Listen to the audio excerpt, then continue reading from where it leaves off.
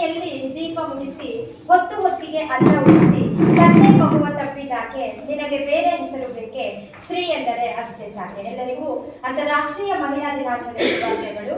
ಇಂದು ನಮ್ಮ ಮಹಾವಿದ್ಯಾಲಯದಲ್ಲಿ ಕಸ್ತೂರ್ಬಾ ಮಹಿಳಾ ಸಂಘ NSS ಸಹಯೋಗದೊಂದಿಗೆ ಅಂತಾರಾಷ್ಟ್ರೀಯ ಮಹಿಳಾ ದಿನಾಚರಣೆಯನ್ನ ಆಚರಿಸಲು ನಾವೆಲ್ಲರೂ ಇಲ್ಲಿ ಸೇರಿದ್ದೇವೆ. ಪ್ರತಿ ವರ್ಷ ಮಾರ್ಚ್ 8ರಂದು ವಿಶ್ವದಾದ್ಯಂತ ಅಂತಾರಾಷ್ಟ್ರೀಯ ಮಹಿಳಾ ದಿನಾಚರಣೆಯನ್ನ ಆಚರಿಸಲಾಗುತ್ತೆ. ಇದು ಕೇವಲ ಒಂದು ಆಚರಣೆಯಲ್ಲ, ಬದಲಾಗಿ ಸಮಾಜದ ಪ್ರತಿಯೊಂದು ಕ್ಷೇತ್ರದಲ್ಲಿ ಪ್ರಗತಿ ಸಾಧಿಸಿದ ಮಹಿಳೆಯರನ್ನ ಗೌರವಿಸುವ, ಮಹಿಳಾ ಹಕ್ಕುಗಳಿಗಾಗಿ ನಡೆದ ಹೋರಾಟವನ್ನು ಸ್ಮರಿಸುವ ಮತ್ತು ಸಮಾನತೆಯತ್ತ ಹೆಜ್ಜೆ ಹಾಕುವ ಒಂದು ಸಂಕಲ್ಪದ ದಿನವಾಗಿದೆ.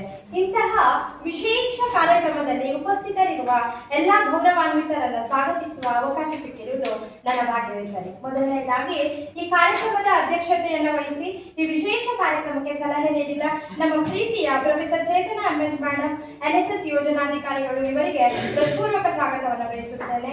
ಇವರಿಗೆ ದಿವ್ಯ ಆರ್ ಹೆಗಡೆ ಅವರು ಪುಷ್ಪಗುಚ್ಛವನ್ನ ನೀಡಿ ಸ್ವಾಗತಿಸಬೇಕೆಂದು ಕೇಳಿಕೊಳ್ಳುತ್ತೇನೆ.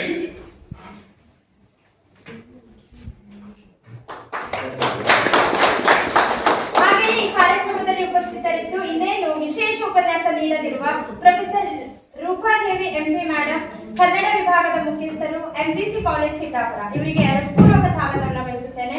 ಇವರಿಗೆ ಪುಷ್ಪಗುಚ್ಛವನ್ನು ನೀಡಿ ಗೌರವಿಸಬೇಕೆಂದು ಹೇಳಿ. ನಿಮ್ಮ ಪ್ರೇರಣಾದಾಯಕ ಮಾತುಗಳು ನಮ್ಮೆಲ್ಲರಿಗೂ ಹೊಸ ಚೈತನ್ಯ ಹಾಗೂ ಆತ್ಮವಿಶ್ವಾಸವನ್ನು ತುಂಬಲಿ ಎಂದು ಆಶಿಸುತ್ತೇನೆ. ಹಾಗೆಯೇ ಈ ಕಾರ್ಯಕ್ರಮದ ಆಯೋಜಕರು ಕಸ್ತೂರ್ಬಾ ಮಹಿಳಾ ಸಂಘದ ಸಂಚಾಲಕರಾದಂತಹ ಡಾಕ್ಟರ್ ಸುಲೋಚನಾ ಸುಕ್ಸಾರೆ ಮೇಡಮ್, ಇವರಿಗೆ ವೈಯಕ್ತಿಕವಾಗಿ ಹಾಗೂ ಕಾಲೇಜಿನ ಪರವಾಗಿ ಸ್ವಾಗತವನ್ನು ಬಯಸುತ್ತೇನೆ. ಇವರಿಗೆ ಸಾನಿಯಾ ಬಿಕಾಂ ತೃತೀಯ ಇವರು ಪುಷ್ಪಗುಚ್ಛವನ್ನು ನೀಡಿ ಸ್ವಾಗತಿಸಬೇಕೆಂದು ಕೇಳಿಕೊಳ್ಳುತ್ತೇನೆ. ಹಾಗೆಯೇ ಈ ಕಾರ್ಯಕ್ರಮದಲ್ಲಿ ಉಪಸ್ಥಿತರಿರುವ ವಿದ್ಯಾರ್ಥಿ ಸಂಸತ್ತಿನ ಉಪಾಧ್ಯಕ್ಷರಾದ ಡಾಕ್ಟರ್ ದೇವನಾಂಪ್ರಿಯ M ಸರ್ ಅವರಿಗೂ ಹೃತ್ಪೂರ್ವಕ ಸ್ವಾಗತವನ್ನು ಬಯಸುತ್ತೇನೆ. ಇವರಿಗೂ ಕೂಡ ಪುಷ್ಪಗುಚ್ಛವನ್ನು ನೀಡಿ ಸ್ವಾಗತಿಸಬೇಕೆಂದು ಕೇಳುತ್ತೇನೆ. ಹಾಗೆಯೇ ಈ ವಿಶೇಷ ಕಾರ್ಯಕ್ರಮದಲ್ಲಿ ಉಪಸ್ಥಿತರಿರುವ ಎಲ್ಲ ಬೋಧಕ ಹಾಗೂ ಬೋಧಕೇತರ ಸಿಬ್ಬಂದಿಗಳಿಗೂ ಸ್ವಾಗತವನ್ನು ಬಯಸುತ್ತೇನೆ.